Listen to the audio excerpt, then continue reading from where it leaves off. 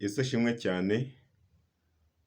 Dushimiye Imana iduhaye kano kanya kugira ngo tumve ijambo ryayo, twumve icyo umwuka abwira amatorero mu minsi imeze nk'iyi, kuko twamenye neza yuko ijambo ry'Imana ari umutsima uteye imbaraga. Muri Kristo habamo isoko y'imara inyota. Abantu benshi bagira inyota z'ibintu byinshi bitandukanye, ariko muri Kristo habamo isoko imara inyota. Rero dukomeye cyane gushima Imana ikomeje kubana natwe, ikomeje kudushyigikira cyane muri iyi minsi, ikadushyigikira cyane muri aka kanya ko kumva ijambo ryayo rica kuri iyi channel y'Urukundo TV. Iyi ni channel y'Imana yemeye ko dufungura kugira ngo abantu bajye bumva ibivuye mu kanwa kayo, kuko twamenye neza yuko iyi Bibiliya, iyi ni ijambo ry'Imana. Ni Imana yahumetse, ni amagambo Imana yahumetse muri rusange, yahumekeye mu bahanuzi batandukanye. Niyo mpamvu natwe iyi saha tubyizera maze tugakora ibyo ishaka. Nk'uko ijambo ritubwira ngo abamwemeye bose bakizera izina ry'iwe bose yabahaye ububasha bwo kwitwa abana b'Imana. Natwe rero muri abo ngabo twagize amahirwe twisanga muri abo ngabo. Uwiteka yadukunze atagendeye kuri kavukire zacu, atagendeye aho twavuye, atagendeye mu byo twabayemo byose. Twari kure cyane nk'abandi bose, twari mu byaha nk'abandi bose, ariko Kristo atwegeza hafi kubw'amasezerano, atwegeza hafi y'amasezerano kugira ngo natwe tumwakire. Niyo mpamvu iyi saha wowe unyumva, wowe uzanyumva, ugomba kumenya neza yuko Kristo kugira ngo ube ukiriho iyi saha, hari ikiguzi gikomeye cyane Kristo yatanze. Kandi icyo kiguzi yagitanze kugira ngo wowe nanjye ducungurwe. Kuko yemeye kwishyiraho bya bindi byose. Yemeye kwishyiraho bya byaha byose nawe wiziho. Aremera byose abyishyiraho. Kugira ngo wowe nanjye twakire agakiza, tubone ubugingo buhoraho buvuye muri we. Niyo mpamvu iteka ryose ibyo twakora byose tugomba kubikora tubikora muri Kristo. Mureke dusenge maze dukomeze dusome ijambo ry'Imana. Uri Imana nziza, tugushimiye kuri mwiza, tugushimiye ko wabanye natwe, tugushimiye ko waturinze, watubaye bugufi, wakomeje guturinda muri byose, nushimwe uhimbazwe. Gushimiye cyane Mana kwemeye ko tugera muri ukwezi kwa munani. Abantu benshi cyane wabongera iminsi yo kubaho, iminsi yo kurama, nushimwe uhimbazwe n'ishimo rikomeye cyane. Umwanzi yagiye aduhiga igihe kirekire, umwanzi yagiye adushakisha igihe kirekire, ariko wabaye mu ruhande rwacu, utubera Imana, utubera igitare cyiza, nushimwe uhimbazwe. Imana turagushimiye cyane byinshi wagiye ukora. Hari impfu nyinshi wadukuyeho, abenshi bariko barabaye abasazi, abenshi bariko barapfuye, abenshi bariko barabaye ibimuga, abenshi bariko barabaye uko abanzi bashaka, abenshi bari mu magereza, abenshi baba bari uko Satani yifuza. Ariko Imana ishimwe cyane ko yakomeje guturinda, Imana ishimwe cyane ko yakomeje guturengera muri byose. Niyo mpamvu dufashe umwanya wo kugushima tuguhimbaza kubyo wagiye ukora ku ruhande rwacu. Mu izina rya Yesu Kristo, Mana nyemerera cyane tugiye kumva ijambo ryawe. Iri ni ijambo ryahumetswe nawe. Reka uze ube mu ruhande rwacu, uze udushyigikire. Ari ugiye kurivuga, ari abagiye kuryumva, buri wese Mana umushigikire. Umwuka w'Imana aganze, ineza y'Imana iganze. Mu izina rya Yesu Kristo turirukana imbaraga zose z'umwijima, turirukana ibitavuga Imana, turirukana agambane k'abadayimoni. Mu izina rya Yesu, reka ineza yawe iri ku rukundo rwawe ruze ruganze, ruze ruteke byose Mana. Mu izina rya Yesu, Mana icyo dusabye nuko Mwuka wera w'Imana yaza agatuyobora. Mu izina rya Yesu, ntibandebere mu isura yanjye ndimo Mana, ahubwo bakurebere muri Kristo muzima. Niyo twifuza cyane muri aya masaha. Ureke abantu bahindurwe n'ijambo ryawe, ureke abantu bahindurwe n'imiburo yawe. Mu izina rya Yesu, urakoze kugiye kubana natwe muri iri jambo, kandi wishike muri byose. Bisabye neza Kristo umwami wacu. Amen. Mureke dusome ijambo ry'Imana dusanga mu gitabo cya Luka, ubutumwa bwiza bwanditswe na Luka ku bice 7, turasoma ku murongo wa 11 tugere ku wa 17. Ubutumwa bwiza bwanditswe na Luka ku bice 7, umurongo wa 11 kugera ku wa 17. Niho tugiye gusoma. Haravuga ngo, umutwe w'ijambo uravuga ngo Yesu azura umwana w'umupfakazi. Bukeye ajya mu mudugudu witwa Nayini, abigishwa be n'abantu benshi bajyana nawe. Ageze hafi y'irembo ry'umudugudu ahura n'abikoreye ikiriba. Uwari wapfuye yari umwana w'ikinege, kandi nyina yari umupfakazi. Abantu benshi bo muri uwo mudugudu bari bamuherekeje. Umwami Yesu amubonye amugirira imbabazi, aramubwira ati, wirira. Yegera ikiriba agikoraho, abakikoreye barahagarara, ati, muhungu, ndagutegetse byuka. Uwari upfuye arabaduka atangira kuvuga. Yesu amusubiza nyina. Bose baterwa n'ubwoba bahimbaza Imana bati, umuhanuzi ukomeye abonetse muri twe, kandi bati, Imana igendereye ubwoko bwayo. Iyo nkuru y'ibyo yakoze yamamara i Yudaya hose no mu gihugu cyose gihereranye nabo. Amena. Iri ni ijambo ry'Imana. Ibi ni ibitangaza Yesu yagiye akora ari muri iyi si. Akigera muri iyi si tuzi neza uko byagenze, amateka yo tuzi ko byagiye akora ibintu byinshi bitandukanye, ariko no mu bitangaza byinshi yakoze, ahangaha ubwo yari mu nzira arimo yigendera, ageze mu mudugudu witwa Nayini. Uwo mudugudu awugezemo asanga bafite inkuru mbi cyane, inkuru y'akababaro. Basanga afite inkuru mbi y'akababaro cyane.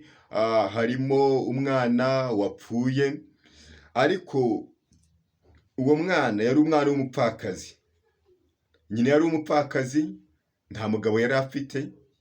Uwo yari asigariyeho gusa, uwo yari yishingikirijeho, yari uwo mwana. Yari uwo mwana gusa yari afite, nta wundi yari afite. Ariko Yesu amugezeho, areba ya mitima y'abantu, areba ibyo batekereza, areba ibyo bagambiriye. Kuko icya mbere cyo, uwo mugore, ubundi mu mateka, icya mbere buriya uwo mugore cyari gitumye n'ubundi akomeza kuguma ngaho muri urwo rugo. Wari uwo mwana, nta kindi. Yari uwo mwana. Kuba uwo mwana kuba yari amufite, nicyo kintu gusa cyari gutuma aguma muri urwo rugo. Kuko turabizi neza yuko akenshi ni ibintu bikunda kubaho cyane mu bintu by'imiryango. Iyo babona umuntu adahise abyara, adahise asama, biragorana cyane kubyakira. Rimwe na rimwe bagatangira kugenda bakeka ibintu byinshi cyane, batekereza bavuga ngo wasanga ari za karande z'iwabo, ari imyaku y'iwabo yazanye, cyangwa ugasanga batekereza ngo ni kwa sebukwe hari ikibazo runaka, cyangwa gutya bagatangira kugenda bakeka ibintu by'amarozi atandukanye, akabibonye batekereza gutyo muri rusange. Ariko igisubizo cy'ibyo byose, buriya Yesu aba afite igisubizo cya byose. Kuko Imana ifite ububasha bwo kuba yatanga urubyaro, bwo kuba yarwimana. Byose ni igihe cyayo. Byose bikora ari mu gihe. Ntacyo wakora ngo uze kuba wahindura igihe cy'Imana. Igihe cyose, ikintu cyose kigira igihe cyacyo. Kuko ibintu byose Imana yagiye ibitegekera igihe bigomba kumara. Niko bigenda. Rero uwo mugore yari icya mbere cyo yari afite umugabo. Uwo mugabo amaze kubyarana, umugabo arapfa.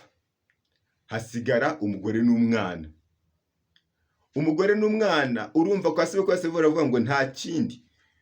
Icyo twapfanaga nawe gisa naho kivuyeho.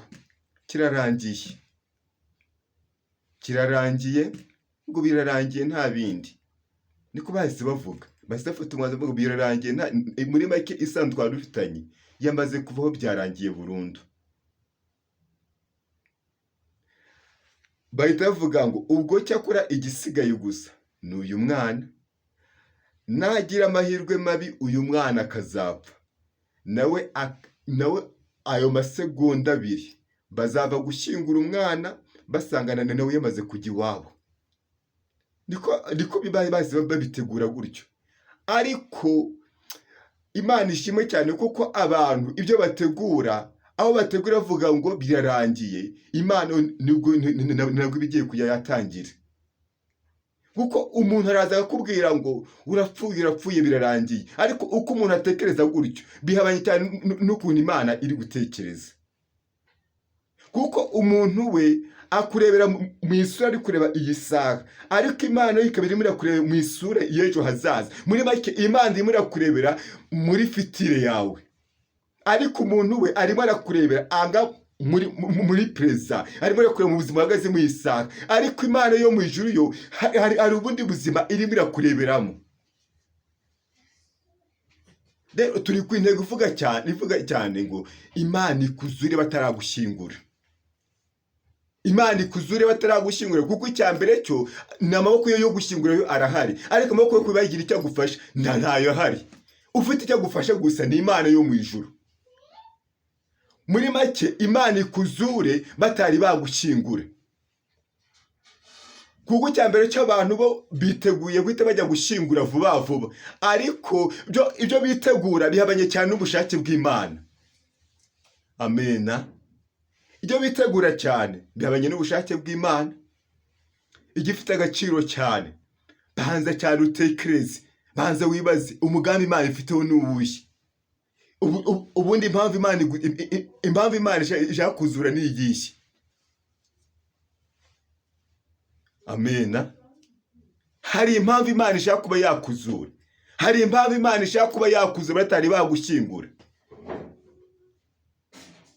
Twamenye neza yuko ni Imana ishobora byose, ni Imana ifite ububasha.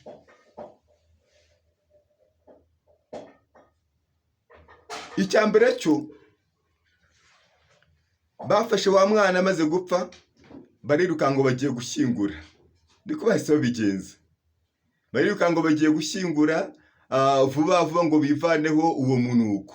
Niyo mpamvu babwira ngo iteka ryose uyu mubiri wacu twambaye ntacyo umaze rwose, nta kintu umaze, kuko icyambere cyo uyu nguyu iyo umaze gupfa, umuntu wese nubwo yaba ari umuntu ugukunda gute, abakoresha ibishoboka byose ngo avuge ngo uyu mwanda reka kumvira iruhande. Ariko ukugira cyane impuhwe gusa ni Kristo gusa, nta wundi.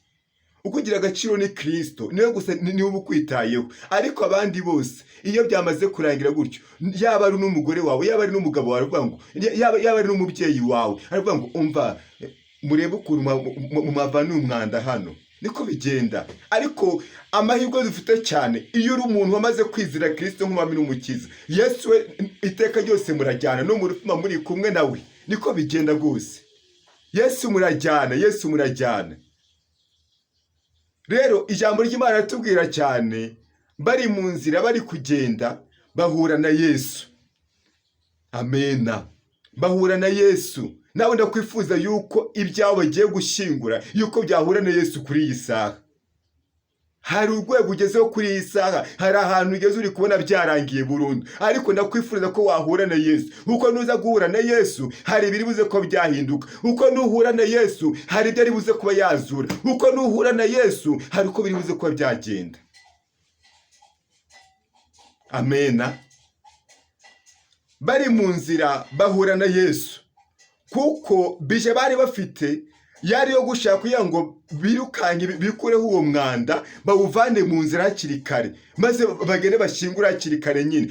Ubundi abantu bo icyo cyo gushyingura cyo baragishoboye vuba vuba cyane, ahubwo ngo bagire icyo bagufasha ukiri muzima aba ari ikibazo gikomeye cyane. Ariko icyo mbabwira cyo, aho imbaraga zabo zagiye zirangirira, aho imbaraga zabo zitabaye, aho ngaho niho Yesu niho yiteguye kuba yahera kuri wowe, ku buzima bwawe, akongera akakuzura, akongera akakugira umuntu wo kwifuza, akongera akakugira umuntu w'umumaro. Icyo ifite agaciro cyane nta kindi nuko wamwemera cyane akakubera Imana. Amena. Yesu amaze kubageraho yarabajije ibi ni ibiki mutwaye, bimeze gute?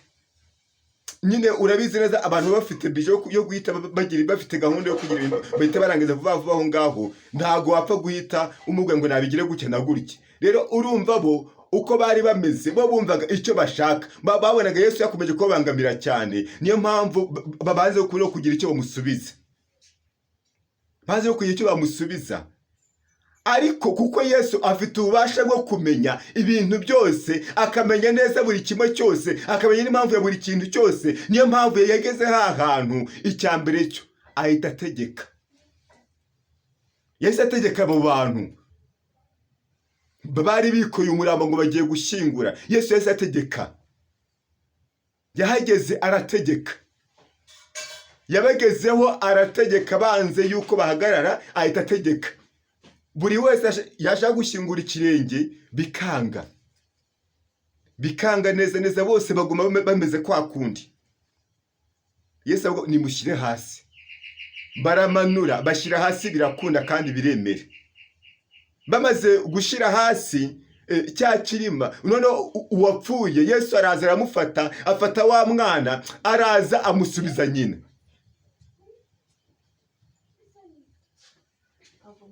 Araza amusubiza nyuma, birakunda kandi biremera. Amena. Nawe Yesu yongera azure, ayongera kuzure, yongera azure bya bindi byapfuye, yongera azure bya bindi byapfuye hagati muri wowe, yongera bizure batari babishyingura. Amena. Yongera bizure. Uko ari ibintu cyegera byapfuye hagati muri wowe, Yesu yongera bizure. Icya mbere cyo ni ukumwizera, ni ukumwiringira. Erega iyi ni Imana yacu bwite, nubwo yabaza umuntu iteka ryose, ariko ntabwo bizabaho iteka ryose. Irakobaza ariko akanya gato cyane, ariko ntabwo bizaba iby'iteka ryose. Igifite agaciro cyane ni wongere umugirire icyizere, igifite agaciro cyane ni wongere umwizere, ni wongere umwiringire cyane. Icya mbere cyo hahirwa abafite Imana yabo mu imbaraga, bakamwizera cyane. Uwo nguwo azameze nk'igiti cyatuwe hafi y'umugezi. Uwo nguwo wizeye Kristo, akemera akinjira muri we. Ibifite agaciro cyane nuko wakwizera Kristo akubera umwami n'umukiza. Ibifite agaciro cyane nuko wamwiringira cyane, ukongera ukamwizera, ukamenya neza yuko Yesu washoboye kuba yazura uriya mwana. Nawe yisaha hari ibyo yazura kuri wowe, nawe yisaha hari ibyo yakora. Niyo mpamvu iteka ryose bisaba ngo tugomba kumwizera. Kuko ijambo riratubwira ngo kuko Imana yakunze abari mu isi cyane, byatumye itanga uriya mwana w'ikinege, kugira ngo wowe nanjye tubone ubugingo buhoraho. Rero ubugingo buhoraho, iyi ni bije y'Imana yikoreye, ni bije Imana rwose yikoreye kuva kera kose. Ntabwo wabona ubwo bugingo ntari ukubera ko wagiye kubugura. Ntabwo bugwa amafaranga, ubugingo Imana ibuguhera ubuntu. Igifite nta kindi bishaka, nuko wihana gusa ukayemera, ikaba yakuyobora nk'umwami n'umukiza wawe. Nta kindi muri make, ikintu gusaba gusa nuko uyemera gusa ukayizera. Wowe nuyizere gusa, naho ibindi byose Imana yiteguye kuba yabihindura. Ibintu byose waba uri kubona ubona byanze burundu, waba uri mu kazi ukabona byanze burundu, waba ibintu byose wakora ukabona byanze burundu. Icya mbere gifite agaciro cyane nuko wakwicaye ku isi ukibaza, none impamvu byose birimo bimbaho gutya, ntabwo bivuye mu mugambi y'Imana se? Ni umugambi w'abantu bimeze gute? Wareba ugasanga nawe hari uruhare wabigizemo, ugasanga hari ibyaha runaka wagiye ugira, ukareba kuri ibyo byaha ukuntu wabikuraho, maze ukemera Kristo akaba yakuyobora, akaba yakubera umwami nk'umukiza, akaba yakubera byose. Icyo gifite agaciro gusa, nta kindi. Wowe icya mbere cyo mugumeho gusa, ibindi byose azabyikorera mu gihe gikwiriye. Amena. Azabyikora mu gihe gikwiriye. Icya mbere cyo kuba twasenga amasengesho menshi adafite kwizera ni ubusa, ntacyo bibaze. Biravusaba ngo senga amasengesho make ariko byibuze ufite kwizera. banza wizere gusa uraza kubona igitangaza cy'Imana. Kuko Yesu umuntu wese yashaka gukiza yabanza kumaza ubundi urizeye. None wowe kuri murabwira Yesu ngo gukora ibintu runaka urizeye se? Ubundi ikibazo duta cyane ari cyo umuntu yizera n'ibintu bidashoboka n'ibintu bitabaho. Ariko igifite agaciro cyane, banza wizere Kristo, ubanze umenye neza yuko akubereye umwami n'umukiza, maze umenye neza ko akubereye byose. Yesu washoboye kuba yazura uyu mwana akongera agasubiza agaciro uriya mugore. Uko uriya mugore yamaze kuvuga baravuga ngo nta bintu byinshi bave gushyingura uriya mwana n'ibintu byose yamaze kugera hanze, bahita bamusohora agenda ajya iwabo. Nta kintu atumariye hano hantu. Bo niba ko bari bamaze gutekereza bavuga ngo icyambere cyunguye yaje guca umuryango, bakavuga amagambo menshi cyane atandukanye, ni nk'aba barimo bavuga kuri wowe. Ariko gifite agaciro cyane, Yesu hari ijambo yakuvuzeho, Yesu hari ijambo yagutekerejeho, nicyo rifite agaciro cyane. Ibyo abantu iyo batekereza, ibyo abantu ibyo bakwibwira, ntabwo biri umugambi w'Imana. Icyambere cy'Imana ifite uko gutekereza bitandukanye n'uko abantu bagutekereza. Yizere gusa uyiringire. Yasubije uriya mugore agaciro, nawe uyiseye akagusubiza. Yasubije uriya mugore agaciro cyane, iremera yuko uriya mugore agiye kuguma muri wa muryango. Nuko bari bamaze gufata umwanzuro, bamaze kwanzura burundu avuga ngo nta bindi natagenda ijya iwabo. Ariko Yesu iyo yageze mu bintu byose hari ukuntu ahita yivanga, agahita ahindura ibintu byose bigakunda kandi bikemera. Nuko waba uri kubona bitari kwemera iyi saha, ariko Kristo we arabishoboye kandi ashoboye byose. Ashoboye kuba yazura ibyapfuye muri wowe, ashoboye kuba yazura bya bindi byose yagiye gupfa kuri wowe. Igifite agaciro cyane, baze wibaze Yesu tubanye gute? Yesu nizera tubanye gute nawe? Cyo kintu ugomba kubaza cyane, nta kindi. Baze baze cyane uvuge ngo Yesu ndimo nizera tubanye gute nawe? Koko mwizera, koko mwizera by'ukuri, koko njya nibuza buri kimwe cyose. Amena. Banze wibaze cyane, ubanze witekerezeho cyane, ubanze witindeho cyane, ubanze wibaze cyane. Uyu mwanya Kristo ko ndimo ndamutakambira ngo nkore ikintu runaka, nkuko ndamwizeye by'ukuri. Banze wibaze cyane. Banze wibaze cyane ibintu byinshi bishoboka. Banze ubitekerezeho cyane. Igifite agaciro kandi gifite umumaro nuko wamwisera akakubera umwami n'umukiza.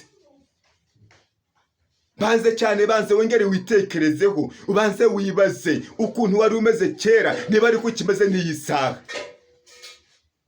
Banze wibaze cyane byinshi bishoboka. Banze wibaze byinshi cyane bishoboka. Banze witekerezeho cyane uvuge ngo Yesu wa wundi narinzi, kwa kundi twari tubanye ko tukibanye n'iyi saha. Icyambere cyo muri Yesu harimo byose wakenera. Icyambere cyo amahoro waba uri gushaka ntandi wayakura atari muri Yesu. Ubuzima bwiza ukeneye ni muri Yesu. Amafaranga watunga, nta mafaranga washobora gutunga yaguhereza amahoro. Usibye amahoro gusa wakura ni muri Kristo. Ibyo wakora byose nta na kimwe gifite agaciro nko kuba wamenya Kristo. Ni umugisha ukomeye cyane kuba wamenya Yesu akaba yakubera umwami nk'umukiza. Niyo mpamvu ngwifuriza muri amasaha, reka Yesu yongere akugenderere, yongere azure bya bintu byapfuye byose hagati muri wowe, yongera kubera umwami n'umukiza, yongera kubera igitare kiza. Amen. Dukeneye yuko Yesu yakongera akakugeraho. Uko nakugeraho hari ibintu ari buze kuba yazura muri wowe. Uko nakugeraho hari agaciro ari buze kuba yakongera kuguhereza. Uko nakugeraho hari ibintu bifite umumaro ari buze kongera kuzana mu buzima bwawe bwa buri munsi. Rero igifite agaciro cyane ni ukumwizera tukamwiringira cyane. Ni ukumwizera tukamwiringira, kuko iyi Mana ntabwo yishimira ko yabaza umuntu iteka ryose. Nuko yakubabaza ariko izongera kugarukeho pe, niko kuri kw'ijambo. Kuko yagarutse kuri uyu mupfakazi, yemera yuko yakongera kumusubiza uriya mwana. Yabonaga byamaze kurangira, yabonaga nta cyerekezo gifite, yabonaga bamaze kumuca burundu, yabonaga bamaze gufata umwanzuro wo kuvuga ngo reka tugere dushyingure uyu mwana. Bihuse cyane rwose, bihuse. Ariko Kristo ahageze arategeka. Niyo mpamvu dusabye Kristo muri amasaha naza ategeke ku byawe, yongera ategeke ku buzima bwawe, yongera ategeke ku byabo byagiye bipfa, niyongere ategeke ku buzima bwawe muri rusange. Amena. Kristo ategeke kuri wowe. Kristo yongere ategeke. Kristo yongere gusubiza agaciro wabuze. Kristo yongere gusubiza bya bihe byawe by'umumaro. Kristo yongere gusubiza bya bindi byose bimwe bagiye bagutwara. Kristo yongere gusubize buri kimwe cyose. Amena. Kristo yongere gusubiza cyane, yongere kugarukeho. Akuzurira ibyawe batari babishingura. Kuko amaguru yo kubishingura arahari kose, arimo arirukanka cyane. Ariko Kristo niyo yongera kuzure. Abashaka ko bakuzungura mu byawo ni benshi barahari, ariko Kristo niyo yongera kuvuganire. Nongera gusubiza cyane agaciro wataye. Nongera cyane gusubize rwose agaciro kawe. Nongere bimenyekane yuko wasenze Imana y'ukuri. Igihe niki ngiki ngo bimenyekane ko wasenze Imana y'ukuri. Igihe niki ngo bimenyekane yuko uri umunyamumaro. Igihe niki ngo bimenyekane ahantu hose yuko wabanye na Kristo iteka ryose. Amena. Turimo tugera ku musozi w'ijambo. Icyo mbifuriza cyane nuko waguma muri Kristo ukamwizera, kandi Kristo ukabamutabaza akagera ku buzima bwawe, akaba yagera ku buzima bwawe, akaba yagira ikintu ahindura, akaba yagira ibintu akora mu buzima bwawe, akongera agakuzura, akongera akakugesha agaciro aho kaburiye. Mu izina rya Yesu mureke dusenge twinjire mu mwuka wo gusenga, maze urebe ukuntu watakambira ibyawe, uririra ibyawe. Imana igusubiza agaciro, Imana igusubiza umumaro, Imana yongere kugira umuntu w'agaciro, Imana yongere kugira umuntu udasanzwe, Imana igende yongere kuvuganire hahandi hose babuze amahoro ku bwawe, yongere kuvuganira iteka ryose. Kuri abandi bagiye bakwizeza ibitangaza by'ibintu byinshi ariko ntibabikora, Imana igende kuvuganire, Imana igende kuvuganira iteka ryose, ikuburanire ku byawe byose, Imana igende ihagereho hose, wongere isubizo agaciro. Imana ifite imbaraga, Imana ifite ubutware, Imana ifite ubushobozi. Tugushimiye kuri mwiza, tugushimiye kuri Imana yacu nziza, mu izina rya Yesu Kristo. Mana tugushimiye cyane ko wazuriye mwana birakunda, mu izina rya Yesu. Natwe rwose Mana dukine neza Mana ko wazura ibyacu, Kristo mwiza niwongere ubizure. Mwengezi mwiza we, hari ibyapfuye, hari ibyo bagiye gushingura, mu izina rya Yesu niwongere ubizure, niwongere usubize abantu agaciro bagiye babura, mu izina rya Yesu Kristo. Mana sengeye amasaha abantu bafite ibibazo bitandukanye, Kristo muzima we niwongere ubagarukeho, wongere ubarengere, wongere ubatabare, mu izina rya Yesu. Abantu bambike imbaraga, bakomeze bakwizere by'ukuri, bakomeze rwose Mana birinde icyane gisa nacyo, bagendere mu bushake bwawe, bakora ibyo ushaka. Urakoze kumvishe gusenga kwacu, bisabye nizeye Kristo mwiza, kwa Kristo Yesu mwami wacu. Amen. Mana bahura umugisha. Shalom. Turi kumwe.